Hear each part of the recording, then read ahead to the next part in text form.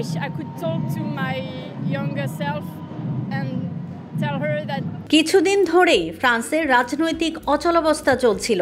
চাপে ছিল মিশেল বার্নিয়ের সরকার। দেশের পরবর্তী জাতীয় বাজেট পাশ করানো নিয়ে এই সংকট আরও জটিল হয়ে ওঠে।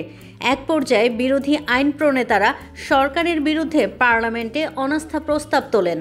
4 ডিসেম্বর বুধবারের ভোটাভুটিতে পার্লামেন্টের 577 সদস্যের নিম্নকক্ষে 331 জন আইন প্রণেতা অনাস্থা প্রস্তাবের পক্ষে তাদের মত জানিয়ে দেন।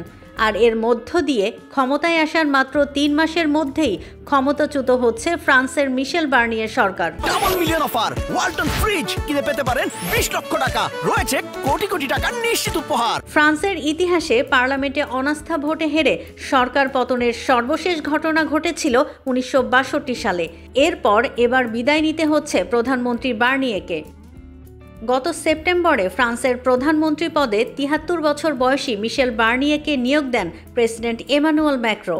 বার্নিয়ে দেশটির বর্ষিয়ান রাজনীতিক। তিনি ব্রেক্সিট বিষয়ে ইউরোপীয় ইউনিয়নের প্রধান মধ্যস্থতাকারী ছিলেন।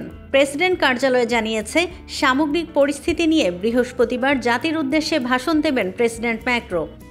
পার্লামেন্টে সরকারের বিরুদ্ধে এই অনাস্থা ভোটের ফলাফলের প্রভাব সরাসরি প্রেসিডেন্ট ম্যাক্রোর ওপর পড়বে না। ফ্রান্সে প্রেসিডেন্টের জন্য আলাদাভাবে ভোট গ্রহণ হয়ে থাকে। ম্যাক্রো বলেছেন, বুধবারের ভোটের ফলাফল যাই হোক না কেন তিনি পদত্যাগ করবেন না।